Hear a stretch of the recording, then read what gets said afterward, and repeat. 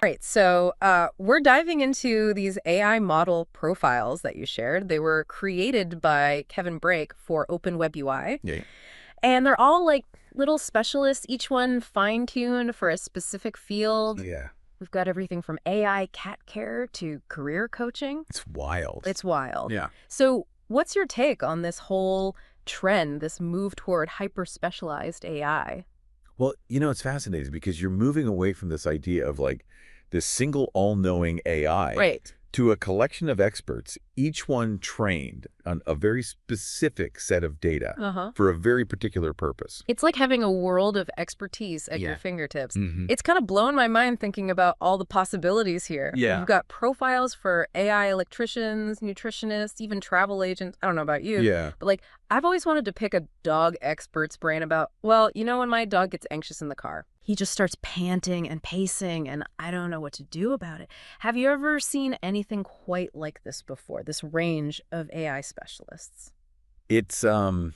It's interesting because I think it plays on how we think about expertise. Oh, Like yeah. we're kind of wired to trust specialists, right? Correct. So if you need medical advice, you're going to go to a doctor.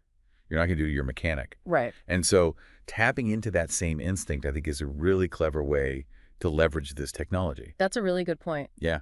It makes you wonder, though, where do we draw the line? Yeah. Some of these profiles, like the AI legal expert or AI doctor, like that comes with a lot of responsibility. It's interesting you bring those up because a lot of the profiles you shared, many of them actually have disclaimers, Really? especially those dealing with sensitive fields like law and medicine, Okay. emphasizing that they shouldn't be considered replacements for real-world professionals. Which is probably for the best. Yeah. I mean, it's very easy to get caught up Yeah. in the novelty of this, Yeah. of instant expertise.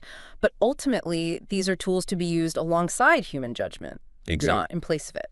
Yeah, and I think as these AI models get more sophisticated, remembering that distinction is going to be even more important. It's like we're on the verge of a whole new world of knowledge sharing. Uh-huh. But with all these specialized AIs popping up, it makes you wonder about the long-term implications. Yeah. What happens when AI can provide expert advice on virtually any topic? Right. It really makes you think, Yeah, about how this could change things. absolutely. And one area that comes to mind, especially looking at these profiles, is healthcare. Okay. You've got AI nutritionists, mental health assistants, Right. even an AI doctor. Yeah. What kind of impact do you think this could have on how we access healthcare, especially for, people in remote areas or folks who maybe don't have easy access to specialists? Yeah, no, I think that's a really important point, right? Because, like, imagine if you could consult with, like, an AI-powered health assistant, even if it's just for initial guidance or to, like, get some information about resources. Yeah. It could be so valuable, especially in those areas where there aren't enough doctors to go around. Right. It's like democratizing expertise. Exactly. Making it available to anyone, anywhere. Yeah. But then a part of me wonders, are there downsides? Like we talked about the responsibility aspect earlier. Right. But what about the accuracy of the information these AIs are providing? Yeah. How do we know they're not leading people astray? Well, and that's always going to be the question, right? Right. I mean, the accuracy and the reliability of these models, it all comes down to the data they're trained on. Right. So making sure that that data is comprehensive and unbiased and up to date, Right. that's crucial. And that's where things get really tricky. Yeah. Because even with the best intentions, bias can creep in. It can. Like, let's take that AI talent agent profile you sent. Okay. That's a fascinating concept, right? But could an AI truly make unbiased decisions about talent? Or would it just end up perpetuating existing biases in those industries? Well, that is the question, and I think it's a really important one. Yeah. Because if you think about it, if an AI talent agent is trained on data that reflects, let's say, existing biases in Hollywood or the music industry, Right. it's going to learn those patterns, right? Yeah. And then recommendations are probably going to reflect those biases. It's like we almost need like a set of guidelines, We probably not just for how these AIs are developed, but No. how they're used. That's right. We need to be mindful of the potential consequences, both good and bad. Absolutely. And I think, it's not just about the developers. Right. It's about us, the users. Right. We need to develop like critical thinking skills when it comes to AI-generated advice. Right. Right. Just because an AI tells you something doesn't mean it's true. Right. Exactly. We have to be discerning. Okay, but can we talk about the AI dog expert for a second? Expert speaker laughs gently. Now, I'm a bit of a dog person myself, and I gotta say, the idea of having this AI that could answer all my canine-related questions, Hmm. it's intriguing, but then again, I wonder, could it ever replace, like, the bond and the understanding you have with, like, a real-life vet? Yeah, and I think that's something a lot of pet owners think about, right? Like, Yeah. on the one hand, you have this AI that could give you quick answers to common questions, Sure. maybe offer some advice. Right. But on the other hand, there's nothing quite like the expertise of a veterinarian Right. who's known your dog for years, right? Exactly. Knows their history, knows their quirks, it's personalized. That's about finding that balance, right? It is. Embracing the convenience and the accessibility of AI, but still valuing that human judgment and expertise. I think so. And I think that balance is going to be even more important Yeah. as these AI models, as they get more sophisticated, Right. as they become more integrated into our lives. As we're talking about all this, I can't help but think about the bigger picture. Yeah. The societal implications. If AI starts doing more and more things that humans used to do, what happens to those people? That's a big question. It is a big question. And I think there are a lot of different opinions on this. Right. Some people think that AI will enhance human capabilities, Okay. free us up to focus on more creative tasks, strategic thinking, that kind of thing. Okay. But there are others who are concerned about the impact on jobs. Yeah.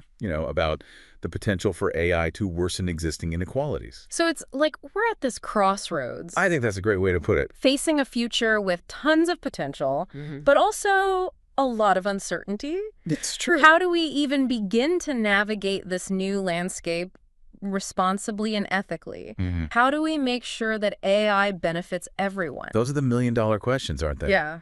I don't have all the answers, but I think it starts with open dialogue. Really thinking critically about these issues, being open to different perspectives, Okay. and working together to shape a future where both AI and human intelligence can thrive. I couldn't agree more. Yeah. I mean, this whole conversation has really driven home just how complex this issue is. It is complex. It's not just about the tech, it's about our values, Right. our ethics and how we choose to use AI. Yeah, how we want to integrate it into our lives. Exactly. It's a choice. It's kind of a lot to think about, It is. but it's exciting at the same time. It's incredibly exciting. Yeah, it really is. It's a really interesting time to be thinking about these things. Yeah. And I think, approaching it with a sense of curiosity and responsibility Okay. and a willingness to adapt. Right. That's key. I like that. Yeah. Well said. Well said. So as we kind of delve deeper into these AI model profiles, Yes. let's keep those ideas front of mind. Absolutely. It's not just about what these AI specialists can do. It's about what we do with it. It's about the bigger picture. Exactly. How their development and integration will shape the future of expertise, work, even our understanding of intelligence itself. It's true. It's a really exciting time to be alive. It's like we're almost trying to imagine this world where the lines between like human expertise and what AI can do, Right. they're getting blurry. Yeah. We've talked about the potential benefits, like greater access to information, but it seems like there's still a lot of unknowns about how this is all going to play out. Absolutely. And I think that's what makes it so interesting. Right. Yeah. Right. It's like we're at this point where everything could change. Yeah. Yeah. And how we think about knowledge Exactly. and expertise, it's all up in the air. Looking at these profiles you sent over, there's a certain, I don't know, Yeah. it's awe-inspiring in a way. I know. We have an AI for practically every field imaginable, It's from, the mundane to the incredibly complex. It really is. And it makes you wonder, Yeah. what does it even mean to be an expert Right. in a world where AI can seemingly master any subject? That is the question, isn't it? And I don't know if there's a good answer yet, to be honest. I don't know if there is either, but it seems like Yeah. if we are, moving toward a future where AI is playing a bigger and bigger role in these fields Right. that used to be, exclusively the domain of human experts, Yeah. how do we make sure that these systems are developed and used responsibly? Well, I think it comes down to transparency. Okay. Right. Right. Like, we need to be able to understand how these models are created. Okay. what data they're being trained on, how they're making decisions. Right. And we need to make sure that those processes align with our values, right? And it's not just about the technology itself. No. It's about the people behind it, right? It is, yeah. The developers, the researchers, even policymakers. Absolutely. We need everyone to be having these conversations. We do, because the decisions we make today right. are going to have a huge impact, a future. This whole deep dive has been, well, it's been really eye-opening. It's fascinating, isn't it? It is. It's fascinating. Yeah, it really makes you think. It does make you think. And I think what's become really clear is that we're just starting to scratch the surface. Oh, yeah. Absolutely. We are just at the beginning of what specialized AI can do. Right. And the impact it's going to have on our lives, on the world. So, and it's up to all of us to figure out how to manage that. It's a shared responsibility. It is a shared responsibility. Well said. Yeah. So as we wrap up this deep dive into the world of specialized AI, I think the biggest takeaway for me is that this is an ongoing conversation. It is. It's not a one-time thing. It's not a one-time thing. It's a process it is. of learning and adapting and really thinking about what kind of future we want to create. And what role we want AI to play in it. What role we want AI to play in it. Exactly. It's exciting, and it's a little bit daunting. It is a little daunting. But mostly exciting. Mostly exciting. Yeah. And on that note, I think we'll wrap things up here. Sounds good. Thanks for joining me on this deep dive. This was fun. I always enjoy our conversations. Me too, me too. And to everyone listening, keep those questions coming. Absolutely. Stay curious. Stay curious because, like we've been saying, this is just the beginning. It's a brave new world out there. It is. It is. Thanks again for joining me. Thanks for having me.